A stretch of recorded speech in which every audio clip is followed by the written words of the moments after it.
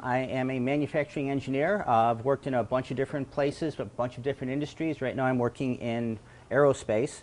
And like most of you, I've been a skeptic for quite a while. And one of the reasons that I did put this presentation together is in my work environment, I started to see people making the same sort of unsubstantiated claims that we're all familiar with from our skeptical viewpoints. And I started to see that relationship and thought, let me do some research and see what I could put together, which I ended up doing for this presentation, and then threw it out to a couple different organizations, and they said they were interested in hearing it, so I threw it out here, and Bruce was kind enough to invite me over, and I appreciate all of you showing up to hear it.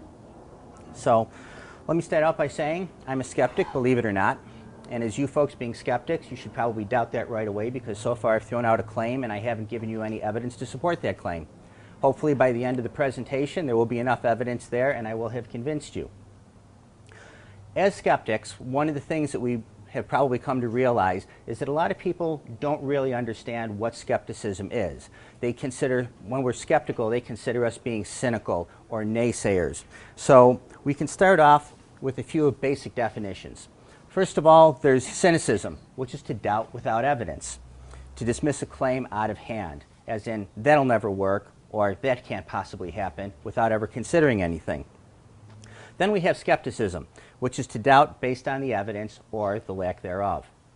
On the other end of the spectrum, we have faith, which is to believe without the evidence or in spite of the contrary evidence. Or as Mark Twain said, faith is believing what you know ain't so. And then a little more towards the center, we have belief, which is to accept based on the available evidence. Now, everybody is skeptical about some things, everybody believes some things. So really when you get to the ends, the faith and the cynicism, those are the folks that probably aren't going to change their minds. It's the people in the middle, between the skepticism and the belief, where really the interesting discussions happen. So in the words of Michael Shermer, I'm a skeptic not because I do not want to believe, but because I want to know. Now, usually when there's discussions of belief and skepticism, they're centered on pseudoscientific topics. Things like, are there really large primates wandering through the woods of basically everywhere? Or were those lights in the sky really visitors from an advanced alien civilization? Or are there really such a thing as ghosts? Now, although these might be fairly interesting conversations to have in general, when we spend most of our days at work, conversations like this really don't apply. Unless, of course, you work for a company that sells camping gear to Bigfoot hunters, or you manufacture electrical equipment for finding ghosts. But what about when claims are made that are more driven towards what we do in our daily lives as far as work goes? When there are business claims, such as, we need a fresh set of eyes to work on this problem. Or perhaps, we tried that before and it didn't work. The test is 99% accurate. Well, we'll take a look at that and see how true that could possibly be. Or when some data is dismissed as just being an outlier. Or when somebody says, I can't explain why, but whenever we do it this way, it works. So there's a lot of claims that are made, and again, they're made unsubstantiated. So the question becomes, which claims should we believe? And the answer is, we should only believe things for which there is adequate evidence. But then that raises the question, what is adequate evidence? Well, in most cases, it's data. But then that brings up the question, how do we evaluate the data? And in general, we evaluate it with judgments and reasoning. However, there's a problem with that, and that judgments are basically opinions, as when somebody says, I made a judgment call. It's basically due on a lack of evidence, and it's basically their opinion. So then we start looking at reasoning, which we associate with logic, such as Sherlock Holmes and his deductive reasoning, because he was never wrong. However, we have to be careful because we can make errors in our reasoning, which are logical fallacies. Because claims can be made on what seem to be good arguments, but the arguments are based on incorrect logic. Thus, the claims are not valid. So how do we evaluate this? Well, one of the type of claims that comes up in a logical fallacy is the ad hominem attack. And ad hominem is Latin for to the person. One of the ways that that comes up in a business environment is the not invented here. Now, I'm a manufacturing engineer. I work out on the shop floor quite a bit. So if I'm walking out on the shop floor and one of the technicians says, hey, I've got a suggestion on how we can solve that particular problem, and my first response in my mind is, wait a minute, I'm a multi-degreed engineer. You're a high school educated blue-collar worker, and you're going to tell me how to solve the problem? So attacking the person without ever listening to what their actual statement or suggestion is. I've also seen this happen from the other end, where a young engineer might come out on the shop floor, and they try and suggest something, and the production technician would say, I've been doing this job for 35 years. I don't need no pimply-faced college boy to tell me how to do my job. Again, it's attacking the person and not the suggestion or the idea. There's also the outside expert error. This is when somebody thinks that, perhaps you haven't solved the problem right because you're too close to it. Imagine you've been working on a project for about 3 months. You just can't get the project done. So your manager comes up and says, maybe you are too close to this problem. Maybe we need to bring in a fresh set of eyes, somebody else who can come in and work on it. So they bring in an outside expert. Person spends 3 months, gets the project done. So what really happened? Well, in that 3-month period that the outside expert worked on the project, they worked on the project. On the 3 months you had to work on the project, you worked on that project, plus 4 other projects, plus you trained 3 new people, you did the day-to-day firefighting, and there was also that introduction of the new computer system that needed to be done, and oh yeah, you probably attended about 72 meetings. So was it really the outside expert did it, or was it the fact that the resources weren't allocated properly to get the project done? How about guilty by group association? I've just given my new presentation. It's the kickoff meeting for the new project. I invited everybody that was supposed to be there. I had production, I had quality, I had management, I had finance, everybody that should have been there for the meeting. I give them this great presentation to kick it off, and the quality person says, I don't think that that project is really going to address the customer's problems. And my thought is, typical quality people, they're not happy until they find something wrong. Finance person says, I don't think your ROI, your return on investment, is going to pay us back the way that we really need it to.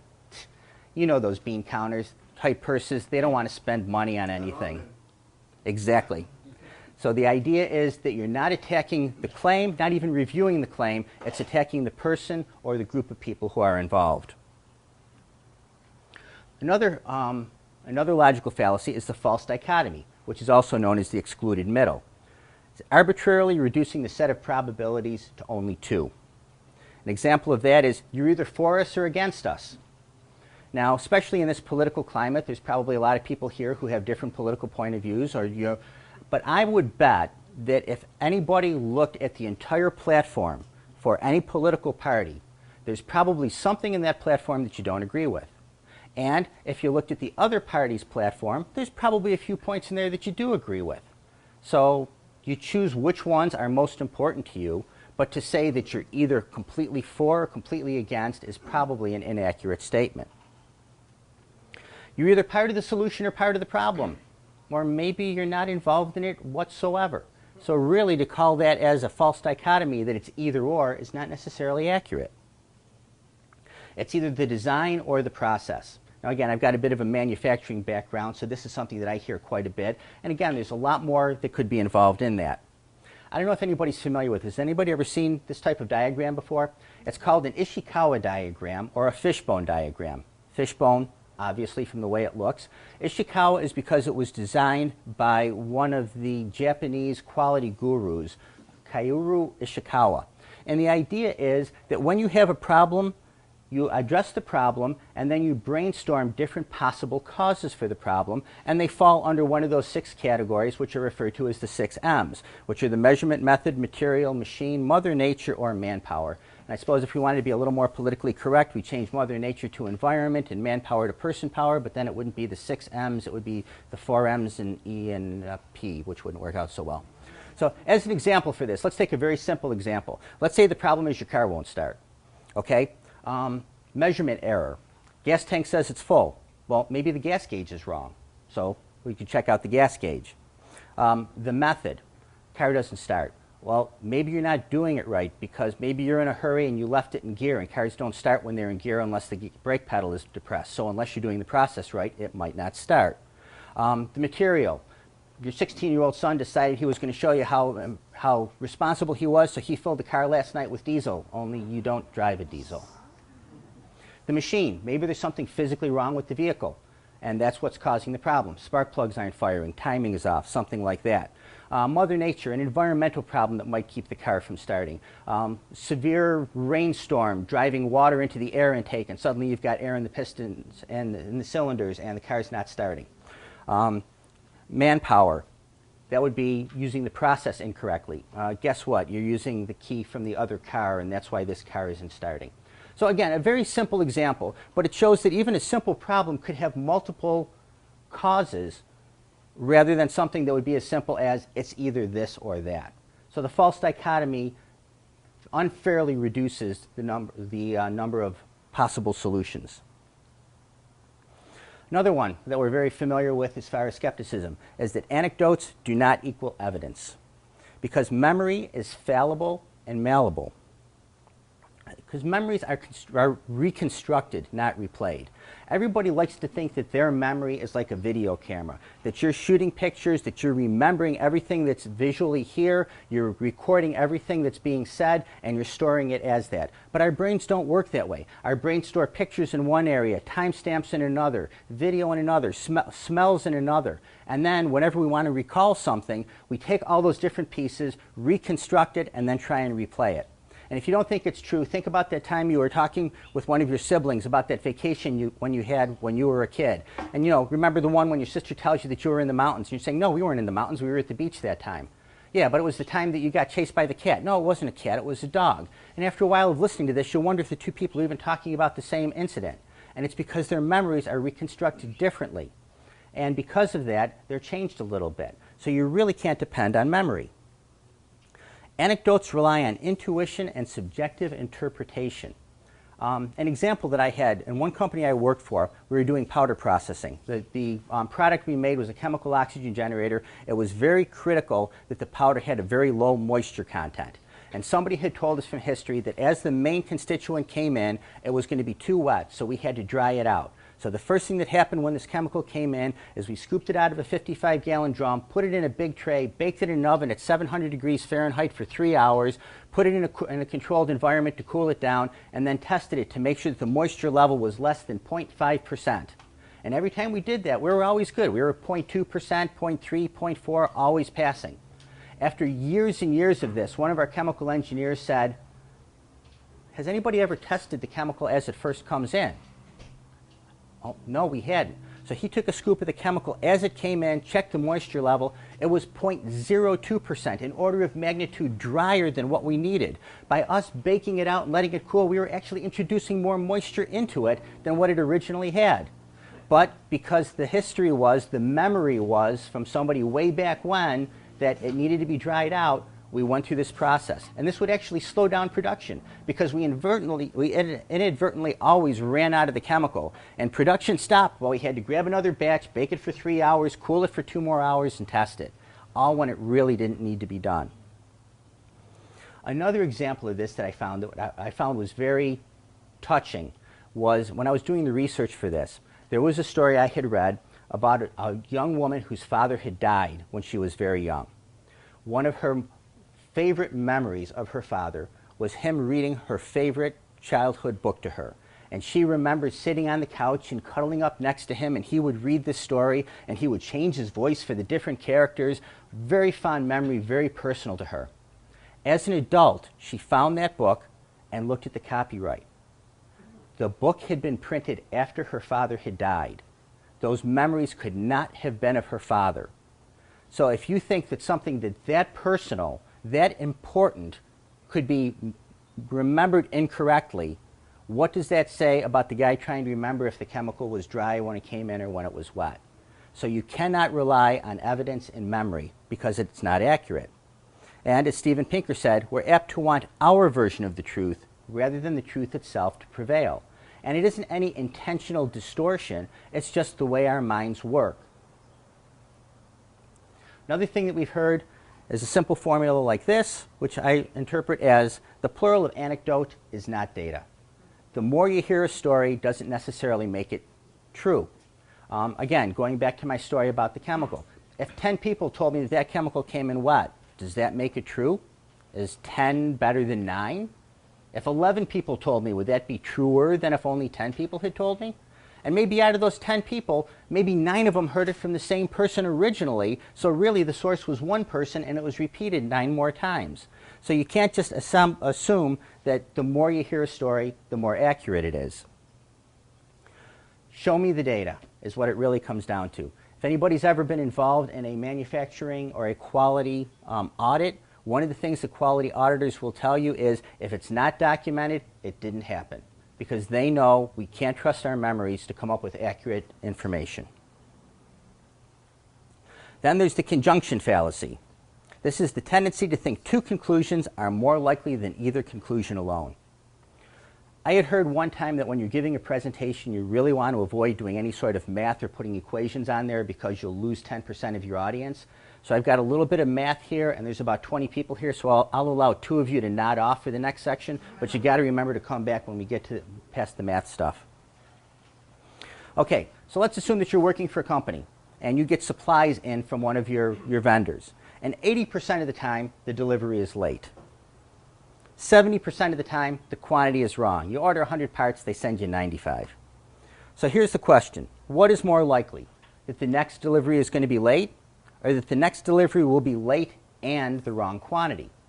Now, most people are going to look at that and think, well, there's a high probability that it's going to be late and a high probability that it's going to be the wrong quantity. So there's a high probability that the next one is going to be both. But it doesn't work that way. Because if you look at it statistically, when you have 2 independent events, the total probability is the product of those. So if 80% of the time delivery is late, the probability of it being late is 0.8. If 70% of the time the quantity is wrong, the probability of that is 0.7. So the probability of both happening is 0.56. So you got an 80% probability of one, a 70% probability of two, slightly more than a 50-50 chance of both of them occurring. Seems kind of counterintuitive, because as I said before, when you have 2 highly likely events, you think they're both going to happen. But statistically, it doesn't work that way. Then there's the base rate fallacy. This is considering the probability of something happened, but failing to consider the probability that it can happen. Again, I've got a manufacturing background, so this is kind of geared a little towards a production environment, but then the next step is going to be something that might be a little more applicable to everyone. Let's say your boss comes up to you and says, we need you to build a piece of equipment that's going to test every part that comes off the production line and determine whether it's acceptable or not acceptable. So you build this nifty piece of equipment, and now you have to test it out and make sure it works. So you take 100 good known parts, run them through the piece of equipment. It correctly identifies 99 of those 100 as good parts. It incorrectly identifies 1 as unacceptable. So you're 99% accurate. Okay, but now you have to test the other side. So you take 100 known bad parts, run them across the same piece of test equipment. It correctly identifies 99 of those as unacceptable, but incorrectly identifies 1 as acceptable. So again, you're 99% accurate. So you're all set. You tell your boss, we got this nifty piece of equipment. It's 99% accurate. I can guarantee that 99% of the product going out the door will be acceptable. 99% of the product that goes in the scrap bin is going to be unacceptable. That's only true if half of the product that you make is unacceptable to begin with. And if that's the case, you're probably in the wrong business. And the math works out this way. Let's blow up the numbers a little bit to make the math a little easier to see. Let's say you make 10,000 products, and you know from history that 95% of those are going to be good. So what you're going to do is run them across that piece of test equipment and try and sort those out. So out of 10,000 products, you know that 9,500 are going to be good, 500 are going to be bad, and they're all going through your nifty piece of test equipment. So 99% accurate, we've already established that. You've got 9,500 good units that are going through there. At 99% accuracy, 9,405 are going to go out the door as good product. 95 are going to be incorrectly identified as scrap and go in the scrap bin. Also, randomly going across that through your production run, 500 bad units are going to go across the test rate. At 99% accurate, 495 are correctly identified, 5 are incorrectly identified as good. So, question is, what really goes out the door? Well, you got 9,405 good parts plus 5 bad parts for a total of 9,410. Quick math. You're really 99.95% of the product going out the door is good. Actually better than what you thought. But what goes into the scrap bin? Well, you got 945 that are correctly identified as scrap, 95 that are good parts that are mistakenly put in the scrap bin, for a total of 590. So you do the math on this end, you're only 84% of the stuff in the scrap bin is bad. So now your boss goes in the scrap bin, starts looking at it and says, hey, wait a minute, 16% of the product in here is good. You told me that the machine was 99% accurate. It should only be 1% of here that's good. So something's wrong with your machine. So if you don't understand the base rate fallacy, you go back, you look at your machine, you try and recalibrate it, you run your 100 good parts through it, you're 99% accurate, you run your 100 bad parts through it, you're 99% accurate, but really you haven't addressed the problem because it depends on what the probability of having a bad part actually run through there could be. Now let's look at that from a different point of view. Same sort of thing. Let's say you go to your doctor, he suggests that you have a test done. Ooh, results came back positive. I'm sorry to tell you, but you have the disease. What's the probability that you're really not having the disease or the probability that you do have the disease? Well, again, the questions become, what is the base rate? What is the accuracy of the test? And based on those two, what is the probability that you have the disease? And again, let's take some big round numbers just to make the math easy. Let's just say out of a general population of 1,000 people, 10 people actually have this disease. So 1% of the population actually has that disease. Let's say that the accuracy of the test says that if you have that disease, it's 80% accurate at detecting the disease, but it's also a 10% probability that you'll get a false positive, that you don't have the disease, but I tell you that you will. Now, if anybody here is really good at math, you can do the arithmetic in your head and tell me what the answer is, but let's just look at it very generally. What do you think the probability is if you have the disease? Do you think it's very high, 90, 80, 90, 100% chance? Do you think it's very low, 10, 20%? Do you think it might be 50-50? Just based on the information. Think about that for a minute. Now we'll run the math. If you've got an 80% chance of accurately diagnosing the disease and you have the disease, you're one of those 10 people, 8 out of those 10 people are going to be told correctly that they have the disease. Out of the 990 people that don't have the disease, 10% of them, or 99, will be told that they do. So you run the math, the probability of you actually having the disease is only 7.5%. So again, unless you understand the base rate, just knowing the accuracy of a test doesn't necessarily give you the answer that you need. You have to understand what's the probability of that actually happening, not only and not just being detected, but actually happening and being detected. Another logical fallacy, okay, those of you who dozed off, you can come back now, I'm done with the math. Post hoc ergo propter hoc, which is Latin for after this, therefore, because of this. Now don't worry, on the final exam, if you just put post hoc, you'll still get full credit for it. Okay, assumption. If A precedes B, then A must cause B. This kind of forgets the fact that coincidences happen. I was thinking about my brother and he called me. Boy, there must be some spooky action at a distance that convinced him to call me because I was thinking about him. Instead of the fact that, well, how about all the times I thought about him and he didn't call and all the times he called when I wasn't thinking about him. Remember, coincidences do happen. And if you don't believe well, then the next thing is correlation does not equal causation. And if you don't believe that, I've got a secret on how you can become a millionaire. Move to New York City, because they have the most millionaires.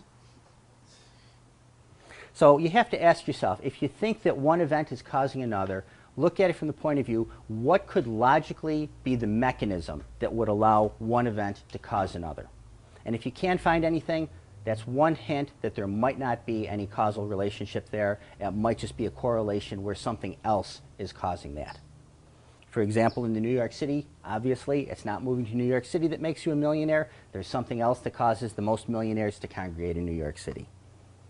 And an XKCD comic that just fits perfectly.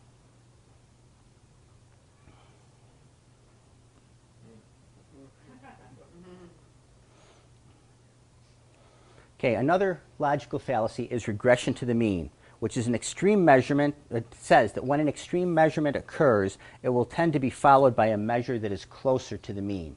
Now let's say that you are supervising a group of people And part of your responsibility is to make sure that your employees are meeting their production rate on a regular basis. So you start tracking their output. And for anybody who might recognize this as a standard SPC chart, it has your mean over there plus your upper and lower control limits, which represent 3 sigma on top of the mean. If anybody wants to deal with that, we'll talk about it later. But for now, you basically want to make sure that your employees are staying within the red bars. So you check your employee, and this person's doing fine. They're staying within the red bars.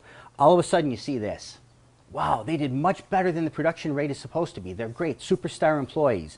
And having remembered what your response should be from that 3-day class you took on how to supervise people, you always praise in public. So you go out there on the shop floor, pat them on the back, say, great job, keep up the good work, you're going to go far, kid.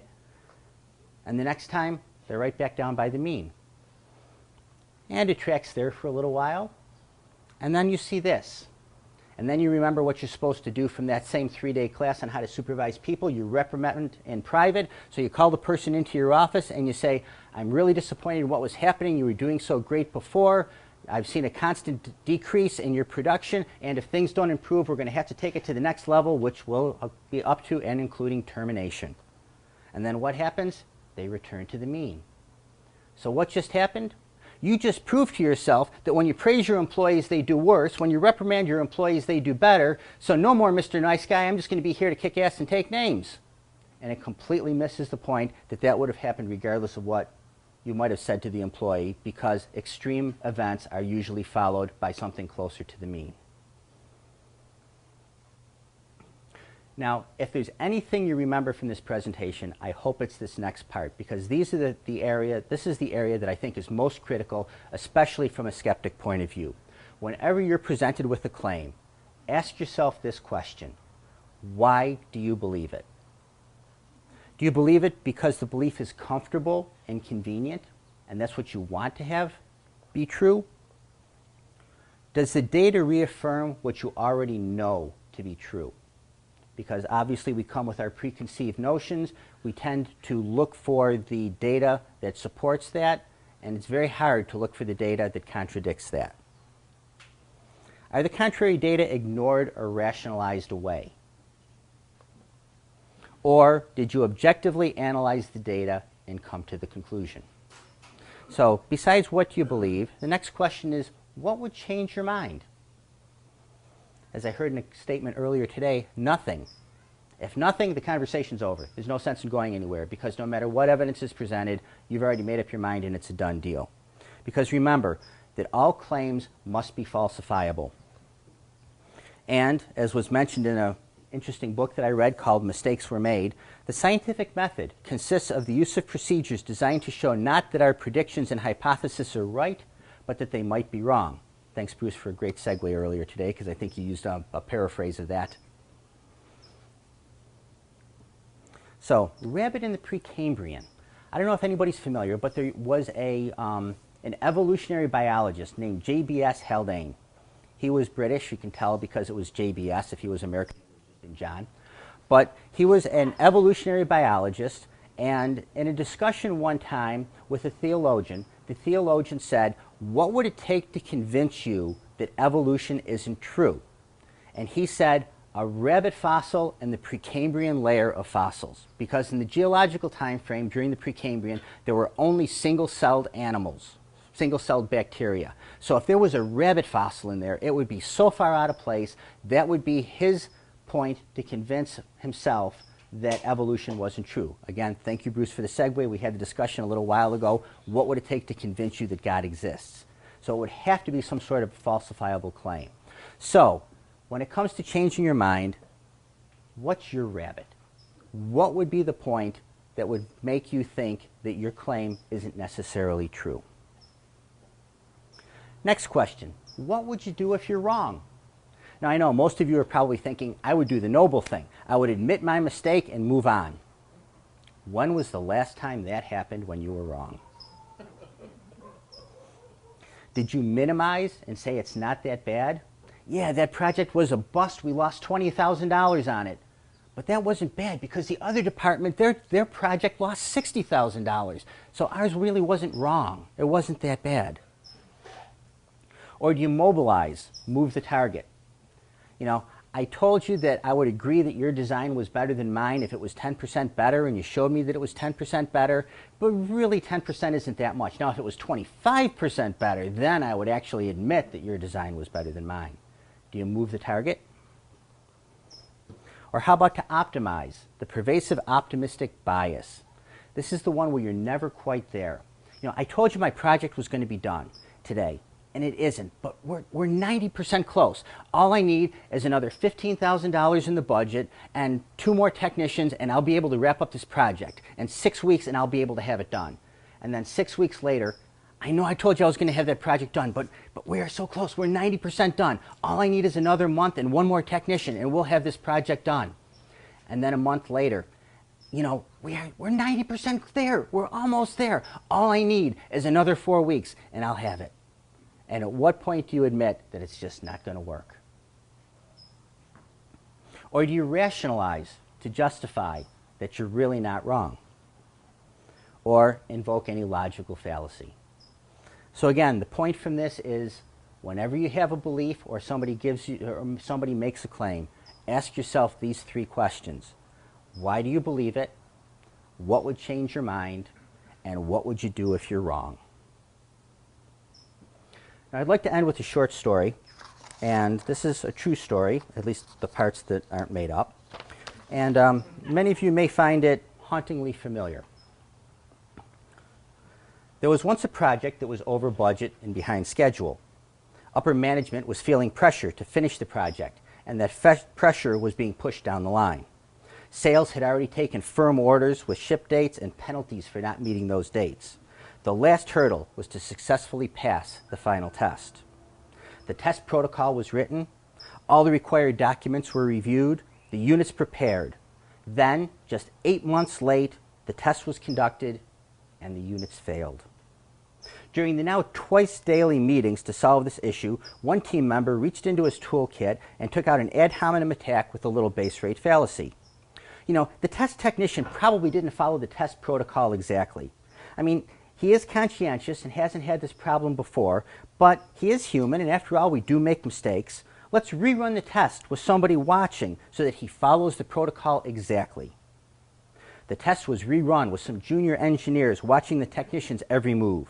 Occasional visits by senior engineers stopping by helped emphasize the importance of the test, and the units failed. At the next meeting, another team member offered a false dichotomy. It's either the operator or the test equipment. And since we've eliminated the operator as a cause, it must be the equipment. Let's have instrumentation recalibrate the machine and rerun the test. The instrumentation people checked the equipment and recalibrated the instruments. They did find one gauge that was slightly off, not enough to account for the failures, but they did replace it. The test was rerun, and the units failed. During the next meeting, someone else offered an anecdote as evidence, sprinkled with a post hoc fallacy. He said, back in 1998, I remember we had a similar problem. We tested the units in the morning and they failed. If we tested them in the afternoon, they passed. We never found out why, but it worked. The test was run the next afternoon, and the units failed. The shipping dates were looming. Management became threatening, and the team was out of ideas. No one considered that the design just wasn't ready yet. Finally, a senior manager rose up and played all the cards. He rationalized and minimized. He mobilized and optimized. He pulled out logical fallacies we haven't even discussed, and he rationalized again. He said, we are in business to make money, and if we don't ship this product, we are not making money. If that's the direction we want to go in, we might as well submit our resignations right now and all go home. We know that the test requirements are overly strict, and we aren't out of spec by very much. There are significant safety factors in those specs, and although the units don't meet the letter of the law, they meet the intent of the law. In fact, the customers won't even notice that these units are out of spec. Now, I've spoken to upper management, and they assure me that our test values still meet the requirements for a safe, reliable product. Even though we don't know why we're getting these results, we know the causes aren't critical. We've learned a lot during this project, things we can apply to our next project, but we need to finish this one first and ship these units so we can move on. Everyone on the team agreed. except those that didn't. Those people remained silent. They were tired of having their concerns dismissed, their suggestions politely, usually, ignored. They felt that if the company wanted to move in that direction, that's fine. Someone else higher up could make that decision. So they all went home and slept well that night. Their doubts were stifled and the pressure relieved. The next morning, they all came to work, the units shipped, and they all lived happily ever after until the next time. Thank you very much for your attention. So now, that was very good. I like that. What's the Thank you. Yeah. airbag? The samples. It's the samples that he gave. How you can recognize some of these things. I still have a hard time. I hear somebody say something and go, there's a fallacy in there somewhere, but sometimes I can't identify it. So now we're going to have a Q&A, and I'll go with the first question. And please, just for people that are in the back, could you repeat the questions for the video Sure. so they can understand it? The first question would be, do you approach your management and say, I'm sorry, that's a non sequitur or straw man argument? How do you work it? I mean, you have somebody above you. You can't insult them saying that it's a fallacy. Yeah, how to approach management or somebody in the hierarchy and tell them that there's a problem. You're right, you can't insult them. And again, I'm going to thank you because you've given me so many segues into this. When you were talking to the other person and said, you said that was an ad hominem attack and they didn't even know what it was. So really the only thing you can do is to collect the data as best you can and then present it that way. That, without the name calling, without even telling them it's a logical fallacy, say, look, this was the claim that was made. An example that I had one time is I had given some data and somebody said, well, you didn't include all the parts in your sample. They hadn't even looked at the data yet, and yet they were telling me what was wrong with it. So I just came back and said, well, no, it isn't that I didn't include the full data set, because here is the full data set, and I had all the information right there. So they kind of came out with, I suppose it was kind of an ad hominem attack, because they were attacking me without even looking at the data. So as long as I had the information there, I could present it that way. So I would suggest that is the way, without telling them, look, you're being dopey, you're doing an ad hominem attack here. Present the data and convince them with that. Any other questions? Yes? In a lot of the discussions I have with people regarding their beliefs, I've run into people that just have a lot of problems with, utilizing fallacies like you talked about tonight. And how do you suggest that we approach getting people to understand they're doing it and care about it enough to change it? Because even for people like us who may accept, the fallacies and we try to avoid them, we still, make mistakes ourselves. So yes. Now we're talking about people who refuse to even acknowledge that they're making these fallacies. How can we make them even care that they're doing it in the first place? How to make the people care that they're committing the logical fallacies. Show them that they are, because sometimes it's like, no, I'm not. Well, one thing I would suggest is, if they're even open to a discussion, is throw out one of those three questions. Say, okay, you're believing this. What could I possibly do to convince you otherwise? And you might even have to reinforce that by saying, this isn't a trick question. This isn't going to be the Perry Mason aha moment where you're going to say, I need this, and you're going to reach in your back pocket and say, aha, I got it, you're wrong. It's just, what information would you consider that could possibly change your mind? And again, if they say nothing, then you're really not going to go anywhere. Then you're going to have to find some other route. But if they can come back with something, or at least start to think about it, and they might not have an answer right away, and don't push them for it. If you come up to somebody and you say, what would change your mind? Okay, think about that a little bit and let me know. And then when they do let you know, then you can see if you have that evidence, that data, and you can present it to them. I like those three questions at the end too. That was probably my favorite part, because that gave me Thanks. something to memorize and go home with. You didn't memorize all the mathematical formulas and stuff like that? I'm going to watch it a second time. Okay. It would be on YouTube someday. Oh, good. He was one of the two people I allowed to fall asleep during that part. So it's Aaron, this is my question. When do we get to see this again? Oh, well, almost all the Becker Skeptics lectures are on YouTube. My YouTube channel is called The Good Atheist. I stole that before anybody else could years ago, so it's on there. Also, you can just look for Bruce Gleason, and all those are they're going up slowly. It's kind of like when I have time. Now's not a good time, by the way. I know, you're going to go on there and check all my math and make sure that it was right, correct? Any other? Yes? Curiosity question. A lot of our daily lives, we don't really have the luxury and time to sit down and lay out the arguments, lay out the responses, determine what the fallacy is, et cetera, et cetera. It's just going on gut instinct. You know, just a quick snap judgment. You know, the proverbial, you're in the jungle, you see a flashy yellow off to your side. Could be a butterfly or it could be a tiger. What do you do? What are the limits of logical Mr. Spock Star Trek thinking in daily life? What are the limits? When you don't have the luxury of time.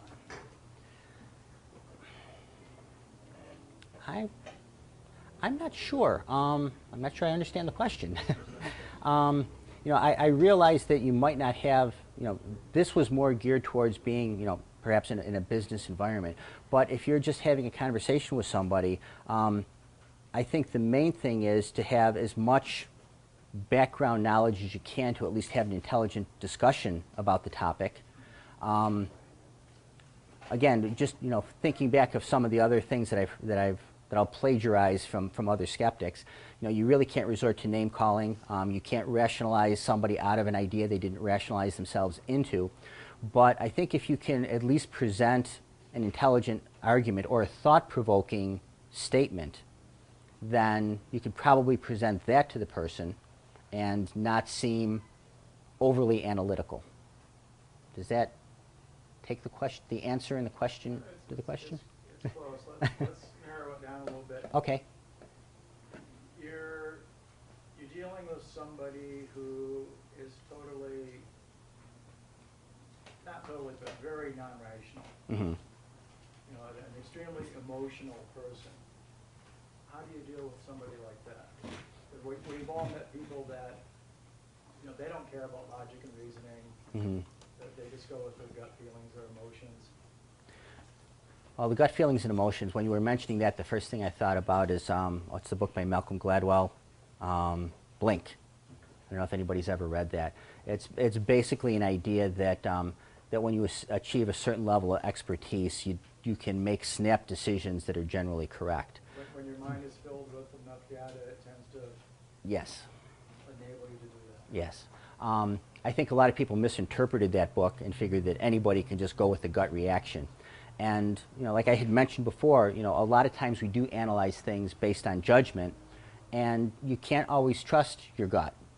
You know, just like some of the examples I gave, like the conjunction fallacy. You know, your gut tells you that when you have two highly likely events, chances are both of those events are going to happen at the same time, yet data shows that it doesn't happen that way. So I guess if you're dealing with somebody who's very emotional and not very logical, I don't know if there'd be some way that you can actually approach it more on their level. I don't know how you would do that without, you know, maybe start finding a common ground and starting from that common ground and branching off from there. I think one of the ways might be to offer something that they actually believe in. Often I'll say something like, did God make humans fallible? And the answer is yes. These are rhetorical questions. Mm-hmm. And then the next question would be, well, if you're infallible, you could be wrong about your own God then. And that makes them question because even though they might actually say, yes, I could be wrong, but I'm not, Mm-hmm. type of answer. But that's actually a breakthrough for a lot of people is that I'm a fallible human being. God made me infallible, or God made me fallible, so I could be wrong about this. And then it's appropriate at that point to bring out other fallacies that, not to spell out the fallacies, but spell out the examples of them. For example, if you grew up in Egypt, what religion do you think you would be? And would you be as confident in your religion there than you are it's one of these things where it's the answer is neither here nor there. The example is to just make them think a little bit. And for a lot of the people that Mark and I meet, that's a breakthrough, just to make them think a little bit. Yeah, if it's just a matter of planting that I don't seed. mean to be consent, I'm talking about one particular subject. Yeah. Yeah, but you know, it's just a matter of planting the seed. You know, it's kind of like that's getting to first base, not hitting the home run. You know, you're probably not going to convince somebody to completely change their mental paradigm in a discussion. But if you could at least plant that seed and get them thinking, then count that as a major success. If Yes. I can comment on that? Yes. One, I'm an ex-nurse. In nursing, there's a statement, don't take away a patient's coping mechanism unless you've got something better to replace it with. Because if you do, and nature abhors a void, they'll find something worse to replace it with that's more self-damaging. At the same time, my mother was a teacher. Concept is you take the person from where they are and you guide them, you stretch them, you open up their belief systems. You don't just rip it away because they can't handle that. You open them up and you stretch them. I'm going to finish up with one thought on that point. Who remembers the Star Trek episode with the android robots where Kirk says we're lying, and the android says, but you're human. You cannot lie. So, but if you are human, then you are telling the truth. And if you are telling the truth that you are lying, then you are lying. But you cannot lie because you are human, and you are always, and it burns itself up. So you gotta go slowly when trying to open up people to new concepts. But therein lies my question. I'm afraid of devil's advocate. There was an article written one time by is it a paleontologist or something like that? Somebody who does fish archaeology, what do you call it? Paleoanthropologist, perhaps, or Something. paleologist. And he got this chunk of rock. And this is a true, he wrote the article himself. He put it by the side of his bed. He woke up in the middle of the night dreaming, because again, where's the leap between logic and the unknown? He woke up in the middle of the night with a vision of himself cutting it open, specifically the specific part to break the rock and not damage the, whatever you call it, Fossil. inside the fossil. And he woke up in the morning thinking, oh, well, that was interesting, and ignored it, put down the dream. Same dream the next night. He still ignored it. Same dream the next night. Now it's starting to fade. He dreams it one more night, and the next time he dreams it, it's almost gone. He's thinking, gosh, could it be that my subconscious is trying to tell me something? He knew he was going to lose it if he didn't write down what details he could remember. And then he actually hit the rock on the spots that his subconscious had told him to hit it on, and he opened it up, and there was the fossil of a long dead, long-gone fish. How do we rationalize that? Well, how do we rationalize an example like that? First thing that jumped into my mind, and again, I'll refer back, I believe it was the book Blink by Malcolm Gladwell. He was referring to a story, if I remember the story correctly, and again, memory is malleable and fallible, so maybe I'm getting this wrong, but the way I recall it is that there was a Grand Prix race driver, and as he was coming around a curve, and he couldn't see what was on the other side of the curve, but before he hit the curve, he slowed down and changed his direction to go wide around it, and it turned out that there was an accident on the inside of it. So the thought was, how could he have possibly known that, because there was no way he could see it? And after interviewing him, he thought about it, the driver thought about it for a while, and realized as he was coming up to the curve, all the spectators were looking in another direction where normally they would be looking at him. So instantly, subconsciously, he realized something is not right up ahead. And because of that, he didn't know what it was, but he reacted to that, and that's what allowed him to avoid the accident. Wild guess, pure speculation on my part, with your story, maybe he saw that and it didn't really register that there was something unusual about that point in the fossil. And then after thinking about it, he finally convinced himself that, yeah, I mean, I know something should be there. It hasn't quite registered. Maybe I'll check that out. I had a, this morning. One more along the same question, line, and then we have some social games we got to get to. Okay. I had the experience of my alarm set to go off at 4:30. And I noticed this morning that I was actually physically moving to shut the alarm off before my brain registered that the alarm, my conscious registered the alarm was going off or going on, whatever. And it led me to this thought. I think sometimes the sound enters our ears and it might go to the brain and go to the proper muscles to respond to it before that same sound goes to the part of the brain that says, let's think about this, what are we going to do? And I think that's how a lot of our instincts react, such as the race car driver. His brain might have processed that without him consciously thinking about it and caused him to react to it without ever entering, you know, the level of consciousness. Yeah, on a similar thing, I remember reading an article one time that some physicists were doing some studies of baseball, and they found out that with the speed of the ball coming from the pitcher to the batter and the normal reaction time, that the batter actually decides if he's going to swing or not before the pitcher throws the ball, because there isn't enough reaction time with the ball coming from the time that the batter can see the ball till the time the ball passes. There isn't enough human physical reaction time to be able to decide whether they're going to swing or not. So they actually do it milliseconds before it actually happens. So it could be a very similar situation to what you said is happening. There's some interesting neurology on that about advanced reality, because we cannot see about a tenth of a second beforehand. So our brain replaces that with our own reality that we can see. The ball's being thrown at us. We have to project, in, where it's going, even though by the time we see it, it's analyzed, it's gone further than what we actually see it for. So let's have a hand for Steve. Thank you very much. Very good, Steve. That was really good. Thank you. Really good. I'll just have them. Okay, yep. Okay, so what we need to do is get everybody together. So I think that there's some ice cream and apple pie over there.